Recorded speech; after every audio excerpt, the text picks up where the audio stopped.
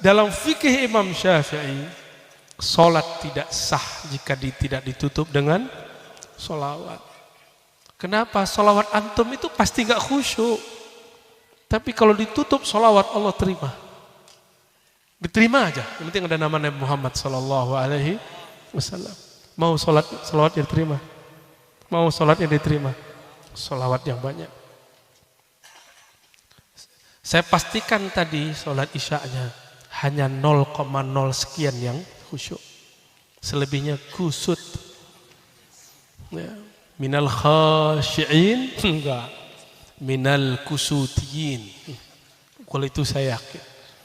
Yang ngomong bukan saya, Abdullah bin Amr, kata beliau dalam hadis Tirmizi, sebelum akhir zaman berakhir, sebelum kiamat berdiri, yang pertama Allah cabut adalah al-khusyuk. Khusyuk, sehingga engkau masuk masjid tidak melihat lagi ada orang khusyuk. Maka ilmu khusyuk ini sedang ditarget oleh syaitan. Dan orang-orang bertubuh manusia tapi batinnya batin syaitan. Ilmu zikir yang mengajarkan khusyuk sedang mereka target, Pak. Maka mereka bid'ahkan, mereka syirikkan. Itu syaitan senang. Muslim mensyirikkan muslim, girangnya syaitan itu.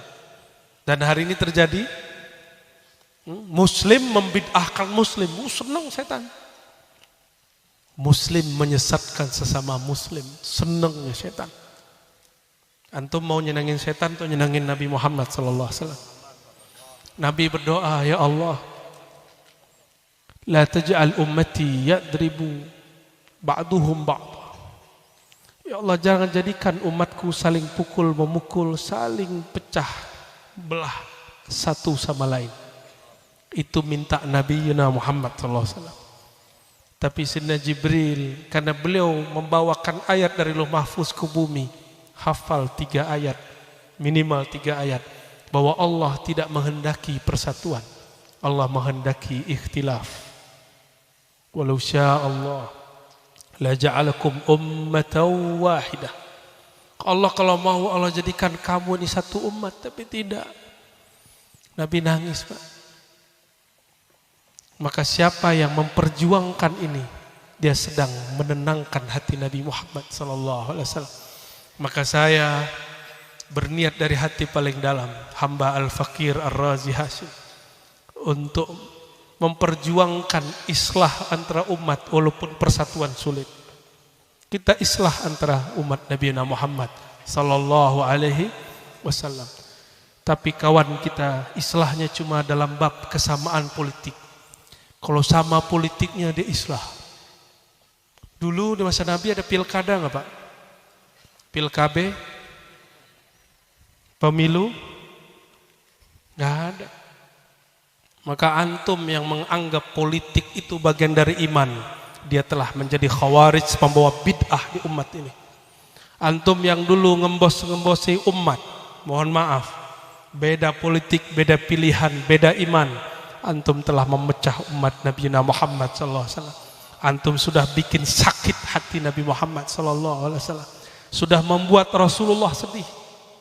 Walaupun Rasulullah tahu takdir umat ini pasti berpecah belah. Tapi jangan diperparah. Ini sudah dekat. Ke 2023 saya enggak banyak ceramah di luar. Ada, tapi enggak terlalu banyak. Menghindari karena sudah mulai masuk tahun politik. Bukan gak mau ngomong politik, saya gak ngerti politik.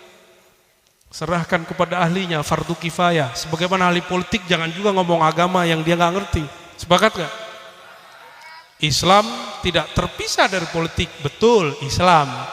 Ente ngerti politik gak? Ar-Razi gak ngerti politik. Maka jangan giring-giring Ar-Razi ngomong politik. Ada aja yang mancing-mancing atau nyusup aja. Awalnya cium tangan, ketika beda pilihan langsung lari dia. Oh, berarti dia takzim kepada Habib, takzim kepada ulama, bukan karena cinta kepada Rasulullah. Dia takzim kepada ulama, kepada Habib karena sama pilihannya dengan dia. Itu bid'ah. Karena Rasulullah mengatakan ahibbu ahla baiti hubban li. Kalau engkau cinta kepada ahlu itu, cintailah mereka karena cinta kepadaku. Di zaman partai belum ada. Di zaman pilkada, pilkabe, pemilu dan hati pilu belum ada. Di zaman itu Rasulullah mengatakan, cintai ahlu baitku karena cinta kepadaku. Ahlu bait Rasulullah ada dua. Ahlu bait nasab, itu habaib, sayyid. Ada ahlu bait ruhiyah, itulah para ulama. Maka habib, sayyid, kalau dia tidak belajar keilmuan ma'rifatullah, dia hanya mulia satu sisi, tidak mulia dua sisi. Tapi kalau habib belajar agama dengan baik, maka dia ada dua nur dalam dirinya, nur nasabnya dan nur kolbunya. Jadi serius gini ya. Padahal saya ini nggak yakin bisa ngomong malam ini. Ini masih radang.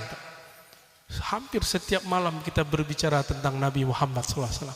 Dan raditu billahi robba, saya ridho. Biar suara ini sakit, saya tetap akan membicarakan Nabi Muhammad SAW. Rasulullah, ini saya sampaikan hadisnya waktu, saya lupa di Kalimantan atau di mana. Hadis Imam Ahmad.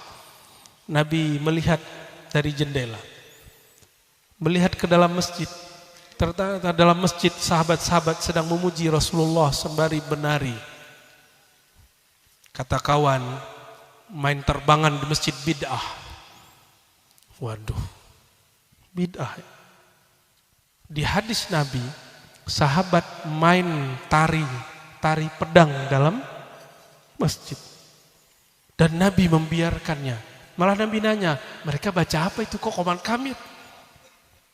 Lalu para sahabat mengatakan, itu orang Habasyah wahai Rasulullah, mereka berdendang, Muhammadun abdun saleh. Muhammad adalah hamba yang soleh. Itu didendangkan, diulang, Muhammadun abdun salihun, Muhammad. Begitu terus diulang-ulang. Nabi pura-pura nanya, Pak, itu mereka baca apa? Nabi ngomong, hai bid'ah lo, kullu bid'atin dalalah, kullu bid'atin. Gak ada begitu Rasulullah SAW. Gak ada begitu. Kalau Nabi dakwah begitu, gak mungkin orang Madinah terima Rasulullah SAW. Maka siapapun yang sedang berhijrah mengislah dirinya, saya yakin antum punya cara mencintai Rasulullah.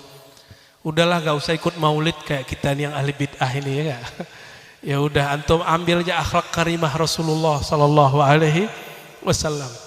Ya. Tuh kan jadi ngomong bid'ah. Ada yang seneng kayak ini. Ada yang terbantu ya.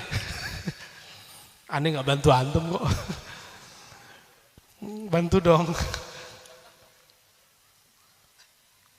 Rasulullah sallallahu alaihi wasallam bawa risalah syariat itu adalah rukhsah keringanan. Jadi bukan itu beban. Jadi tar malam, bukan tar malam ya, tar subuh lah ya. Subuh jangan lagi beban. Itu hadiah dari Allah Subhanahu wa taala. Nanti ini mau kasih tahu nggak masa depan. Ini bukan ramalan ini. Ini setelah kematian. Setelah kematian masuk alam mahsyar, itu ada sekelompok orang terlihat di ufuk bagian sana, diikat pakai tali, lalu dipaksa dibawa oleh malaikat rahmat. Bertanyalah Rasulullah, itu siapa ya Allah? Itu umatmu yang dulu dipaksa sholat, dipaksa masuk surga. Jadi mereka bingung, kita mau dibawa kemana nih malaikat rahmat? Kok malaikat kasar amat sih? Malaikatnya senyum aja, udah tenang, diam, uskut ente. Dibawa, tahu-tahu sudah antri depan pintu surga. Maka sholat yang dikatakan wajib itu bukan untuk kita, bukan untuk Allah juga. Bukan untuk di sini maksudnya, tapi untuk nasib di. Maka jangan jadikan amalan-amalan akhirat untuk sekedar keperluan duniawi. Apa kata Nabi maklum kepada Rasulullah? Inni khabbatu da'wati. Aku menyimpan doaku. Nabi Adam simpan enggak doanya? Enggak. Nabi Nuh pakai doa yang disebut Al-Ismul A'zam. Diangkat doa, turunlah hujan, tidak berhenti berhari-hari. Hancurlah orang-orang yang tenggelam, matilah semua orang kecuali yang naik kapalnya. Nabi Nuh mengatakan, ya Allah, ini umatku 950 tahun aku berdakwah, mereka cuek aja, malah dieein ininya, kapalnya. Gimana kira-kira Ustaz? Kalau masjid, musola, pesantren kita dieein orang, kita bakar kali rumahnya ya. Nabi Nuh 900 tahun lebih gak pernah bakar siapapun. Justru sebaliknya, mereka kasih air. Tapi kebanyakan airnya air hujan. Apa kata beliau? Ya Allah, jika mereka punya keturunan pasti kafir. Disinilah Nabi Nuh kena. 2 kenanya. Untuk seorang mukmin itu biasa, enggak dosa. Tapi untuk seorang nabi ini menunjukkan tidak sempurnanya kenabian para nabi kecuali Nabi Muhammad sallallahu alaihi wasallam. Coba lihat Nabi Muhammad waktu dilempar lebih dahsyat. Nabi Nuh hanya dilempar kapalnya. Nabi Muhammad dilempar mukanya, wajahnya. Mengalirlah darah. Disitulah Abu Bakar Siddiq radhiyallahu ta'ala anhu tidak tahan memandang Rasulullah SAW berlumuran darah. Maka beliau menjadi tameng Rasulullah SAW. Ketika ada kerikil tajam kena kepala Abu Bakar. Itu Abu Bakar kalau antum cek jidatnya sudah nggak ada, nggak datar. Tubuhnya sudah patah-patah, udah bengkak bagian rusuknya, lengkap sudah. Abu Bakar jadi tameng Rasulullah SAW. Tiba-tiba datang malaikat Jibril mengatakan, ya Muhammad, maukah kami gulung ini Taif? Apa jawaban Nabi? Hasbunallah wa ni'mal wakil. Cukuplah Allah. Tapi dia berhenti di situ. Itu zikir Nabi Ibrahim. Beliau mengatakan, wahai sahabatku Jibril, lihat makomnya Nabi Muhammad beda dengan Sayyidina Jibril, beda dengan Nabi Nuh. Fa innahum la ya'lamun. Mereka enggak ngerti maksudku. Jadi Nabi ini enggak ngamuk-ngamuk kalau orang enggak paham kalamnya. Enggak gebrak-gebrak meja, enggak ngebom. Kenapa? Beliau faham, orang itu tidak faham. Kata orang Jawa, yang waras ngalah. Bahasa Jawanya apa? Kata orang Banten apa? Nu cager ngeleh. Gitu ya. Nggak bisa ngulang kan ya. Harus kursus dulu nih ya. Antum coba lihat makom Jibril. Jibril punya sayap. Sayapnya cukup begini. Langsung ketutup Taif. Kalau kita gimana kira-kira? Jibril, turun. Hancurin tuh yang bid'ahin aneh gitu ya. Itu sama aja antum. Jangan gitu. Gak usah begitu sama orang. Mereka belum paham kita. Mereka salah paham terhadap kita. Maka kita gak perlu salah paham kepada mereka. Itu sebabnya saya sudah tidak mau digelari singa Ahlus Sunnah. Kalau singa ngaum-ngaum terus. Cukup katakan Ar-Razi Al-Fakir, orang hina yang ingin mengkhidmahkan dirinya untuk Ahlus Sunnah. Udah gak mau jidal-jidal lagi kecuali dipancing ya. Kalau terpancing juga. Kalau gak terpancing juga aman-aman aja tuh dunia ya.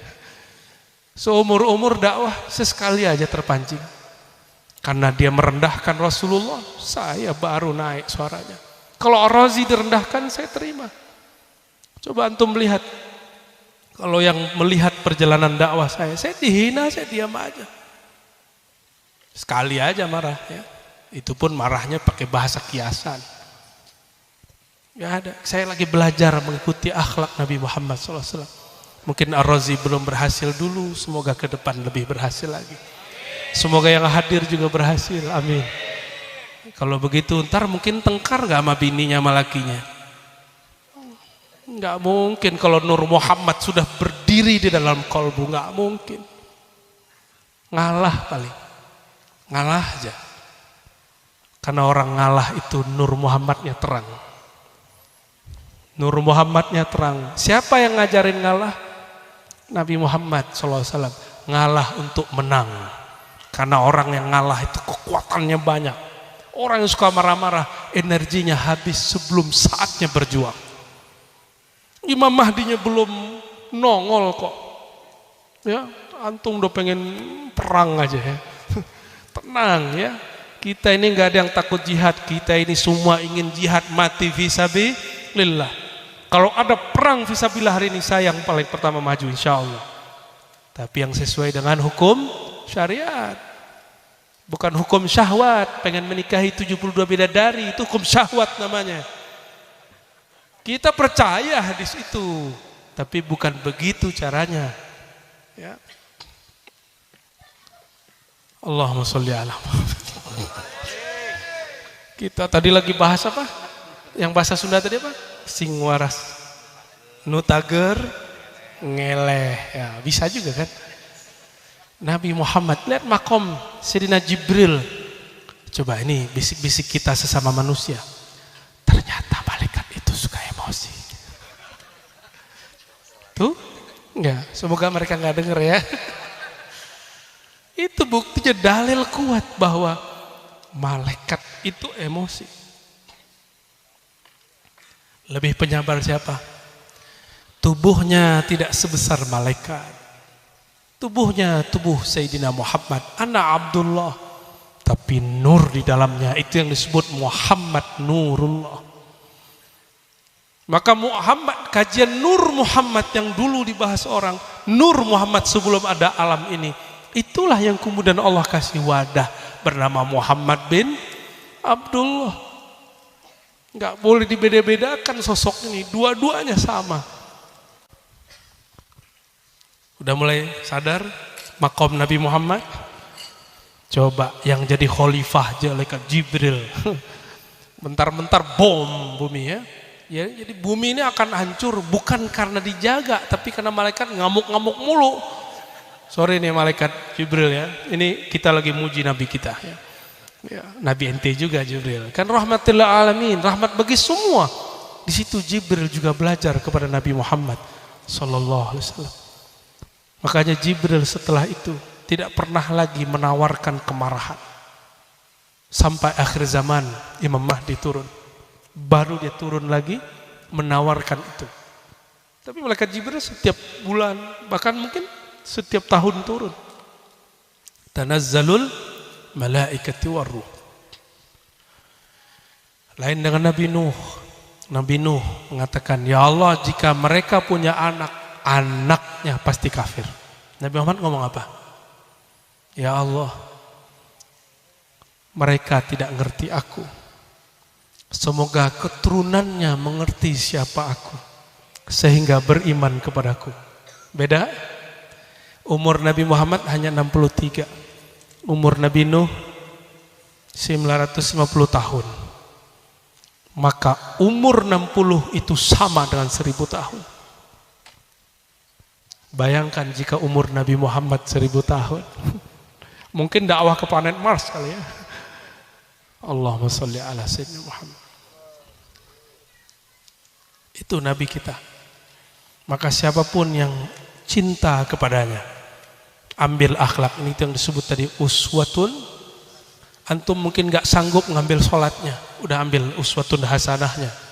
Dia sebagai Rasulullah, orang yang berakhlak. Berarti Nabi Nuh ini ditulis di Quran seorang nabi. Nabi gak berdosa, benar gak? Dan Nabi gak salah. Dan ditulis dalam surat Nuh bahwa beliau mendoakan umatnya. Berarti itu boleh toh? Boleh gak tuh? Boleh, kan ada di Quran. Ada di Quran bahwa Nabi melakukannya. Mungkinkah Nabi melakukan sesuatu yang tidak boleh? Mungkin gak? Gak mungkin. Berarti itu boleh dan itu normal. Kalau udah kesel, keluarlah kutuk-kutuk sumpah serapah. Ada seorang wali makan di rumah makan, diejek sama yang punya. Kesel dia. Sial kalian, kebakar itu rumah makan. Tapi si wali nyesel kemudian. Ya Allah, kenapa aku berbicara seperti itu?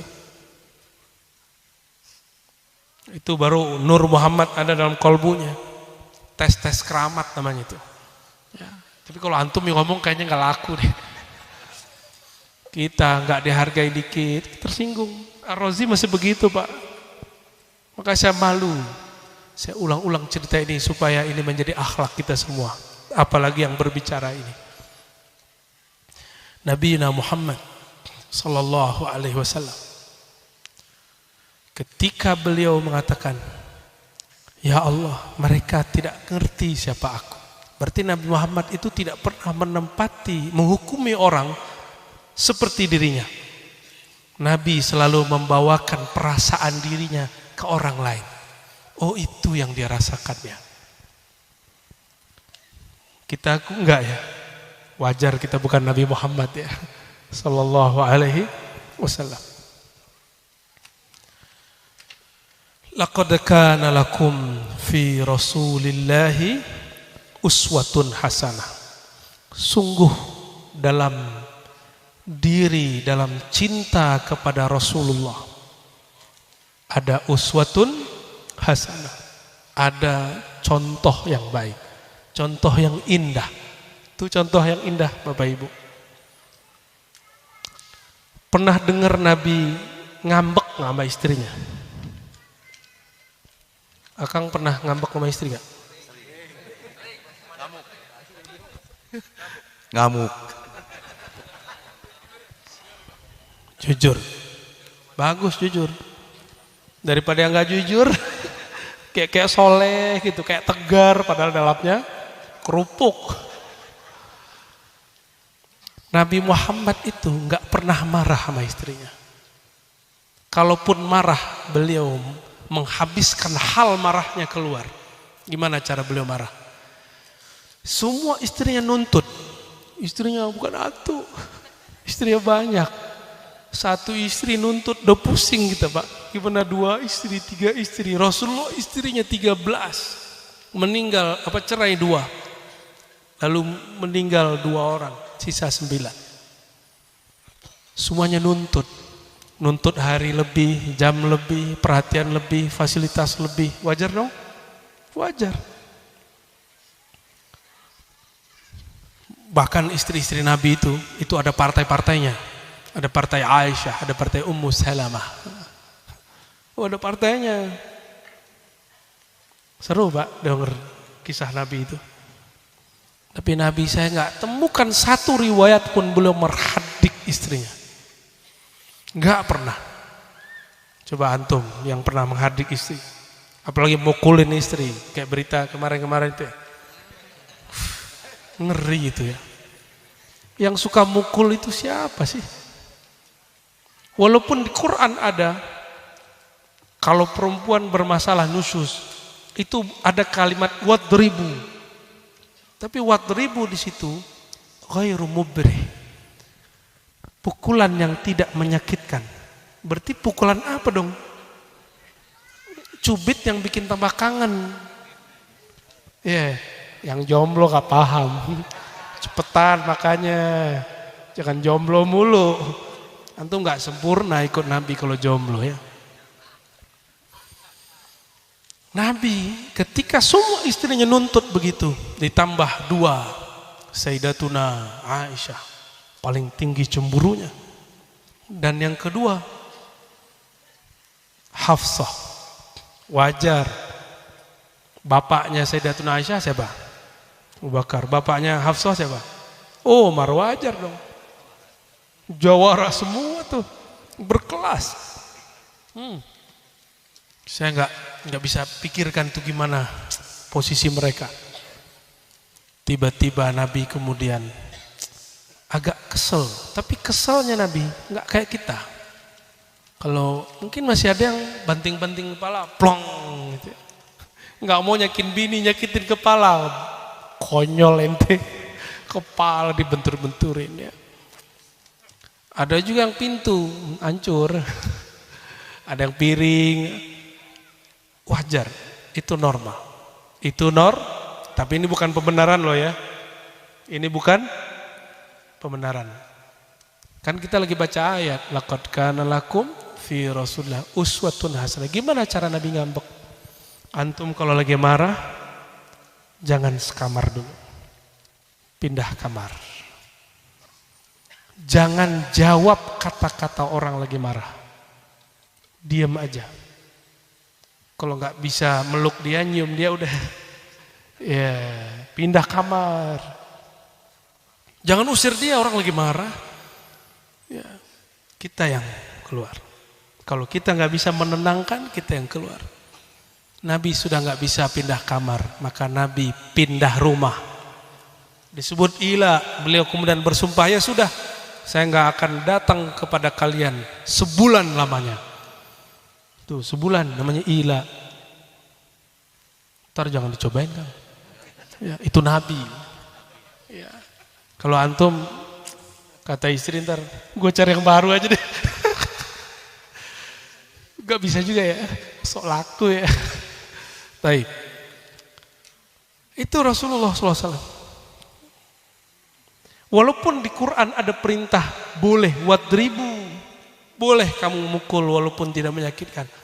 Tidak ada tuh kita dapetin istri Nabi dipukul tuh, nggak ada. Nggak ada. Sama sekali. Nah ini cara kita berumah tangga ya. Saya pun lagi belajar Pak. Ya yang para kiai yang lebih tua lebih paham lah ya. Bahwa ustadz juga manusia ya Pak Kiai. Bisa marah kan? Bisa ngambek? Bisa. Ya. Piring bisa pecah gak? Bisa. Bisa semua. Tapi kalau Rasulullah tidak pernah piring pecah di tangannya, yang ada pecah di tangan istrinya. Satu kali lagi taklim. Sahabat-sahabat ya. Tahu ini di rumah Sayyidatuna Aisyah, di majelis di dekat rumah Aisyah. Tiba-tiba ada kiriman dari Ummu Salamah.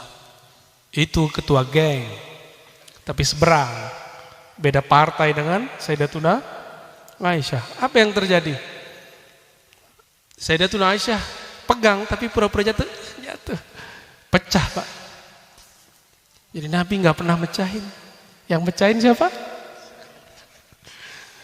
Ini bukan pembenaran loh Bu ya, untuk mecahin piring. Saya ingin mengikuti Aisyah, ingin memecahkan piring gitu ya. Tunggu dulu. Sayyidatuna Aisyah tapi panggil. Wahai istriku Humairah. Ya. Ini hukum fikih. Kamu rusak barang orang, kamu ganti.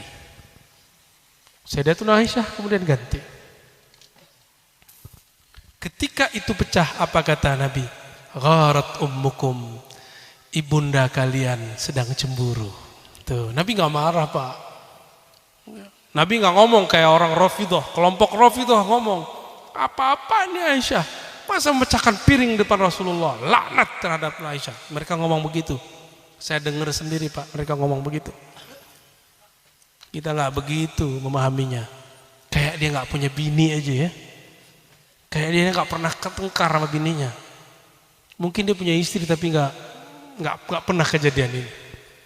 Apa kata Nabi? Gharat ummukum, ibunda kalian sedang cemburu. Nabi nggak bawain, aku lo Rasul, kok kamu nggak ngargain aku, malu-maluin aja, nggak gitu. Kalau kita gitu ya, Neng pulang, gitu ya.